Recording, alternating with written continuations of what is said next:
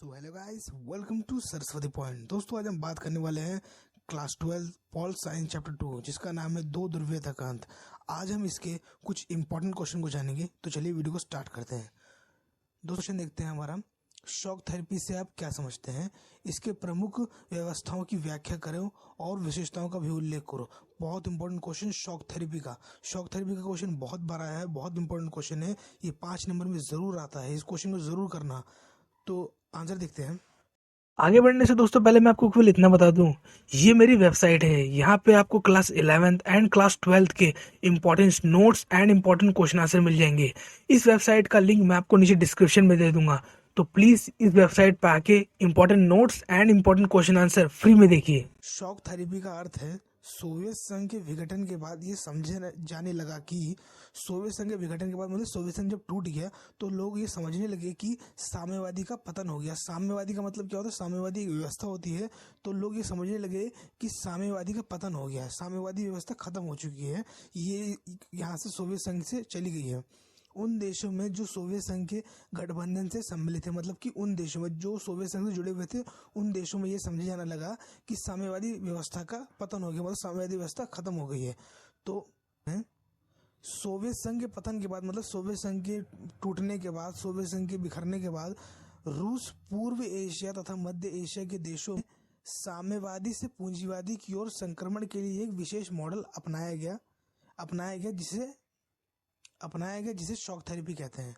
मतलब साम्यवादी से पूंजीवादी की तरफ, साम्यवादी व्यवस्था से पूंजीवादी व्यवस्था की ओर संक्रमण, मतलब संक्रमण की ओर जाना, उसकी तरफ जाना, संक्रमण के लिए एक विशेष मॉडल अपनाया गया। मतलब कि साम्यवादी व्यवस्था से पूंजीवादी व्यवस्था के अंदर जाना, मतलब बदलाव करने के लिए एक मॉडल अपनाया गया जिसे हम शॉक थेरेपी कहते हैं। अगर सिंपल वे में समझे शॉक थेरेपी का अर्थ क्या होता है? शॉक थेरेपी का अर्थ होता है आघात पहुंचाकर उपचार करना। मतलब आघात पहुंचाकर उपचार करना शॉक थेरेपी का अर्थ होता है। आई होप आप समझ गए होंगे। अगर नहीं समझ में आया तो नीचे कमेंट करके जरूर बताइएगा, मैं इस क्वेश्चन को दोबारा अप्लाई कर दूंगा। तो आप जानते हैं इसके क्या नाम है, इसको अपनाया कैसे गया और इसकी विशेषताओं के बारे में जानते हैं।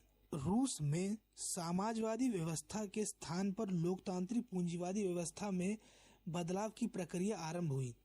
जब रूस में साम्यवादी सब चीज हो गया, जिसे आपने समझ लिया शॉक थेरेपी क्या है, तो क्या हुआ, पूंजी साम्यवादी से पूंजीवादी की तरफ प्रक्रिया आरंभ हुई। ये बदलाव आसान नहीं था। इसके लिए अंतर्राष्ट्रीय मुद्रा कोष, जो इंटरनेशनल मुद्रा कोष है IMF, आप जानते होंगे, द्वारा समाजवादी से पूंजीवादी व्यवस्था के संक्रमण बदलाव के लिए एक खास तरीका अपनाया गया, जिसे मॉडल अपनाया गया, जिसे हम शॉक थेरेपी कहा जाते हैं। ये मॉडल अपनाया गया था समाजवादी व्यवस्था से पूंजीवादी व्यवस्था।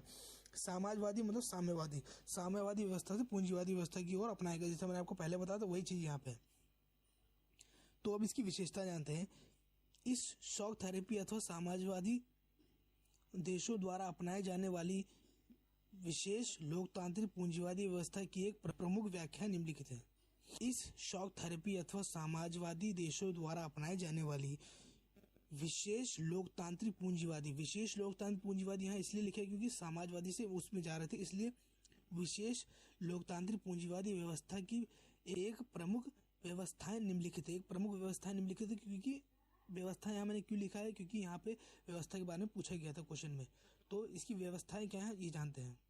पहला, सरकारी संपदा का तुरंत निजीकरण हो तथा व्यवसाय को तुरंत निजी हाथों में सौंपा जाए। इसकी व्यवस्था, इसकी व्याख्या, इसकी जो व्यवस्था थी इसमें, मतलब इसकी शॉक थेरेपी अपनाने के बाद क्या क्या काम करने थे, या हम कहें कि शॉक थेरेपी अपनाने के बाद क्या क्या मॉडल अपनाए जाते थे, उसके बारे में बताया जाता है। तो सरकारी संपदा, जो मतलब सरकारी जो गवर्नमेंट की प्रॉपर्टी है, उसको तुरंत निजी हाथों में देना, मतलब पब्लिक के हाथों में देना। पब्लिक मतलब ऐसा नहीं कि लोगों के हाथों में देना, पब्लिक कंपनियों के हाथों में देना। जैसे हमारे यहाँ रेलवे पब्लिक हाथों में जा रहा है, मतलब कि प्राइवेट सेक्टर में जा रहा है। तो ऐसे उन्होंने क्या किया, साम्यवादी व्यवस्था से पूंजीवादी व्यवस्था के मॉडल को अपनाया और उन्होंने क्या किया, सरकार की जितनी भी संपत्ति थी उसको तुरंत निजी हाथों में, व्यक्तिगत घर में निजी हाथों में तुरंत सौंप दिया। कृषि के क्षेत्रों में निजी स्वामित्व की धारणा को लागू किया जाए। सामूहिक फार्म का निजी फार्म में बदलाव किया जाए। मतलब सामूहिक फार्म में सरकारी जो सामूहिक जो सब लोग करते हैं उसको निजी हाथों मतलब प्राइवेट सेक्टर में दिया जाए। बेसिक सी बात यही है, मतलब कृषि को पूरी तरह प्राइवेट सेक्टर में दिया जाए। इस मॉडल का काम ये था। तो थैंक यू दोस्तों, वीडियो पसंद है तो वीडियो को लाइक करना प्लीज, और इस चैनल को सब्सक्राइब जरूर करना है। सरस्वती पॉइंट को प्लीज सब्सक्राइब करो और इस वीडियो को ज्यादा से ज्यादा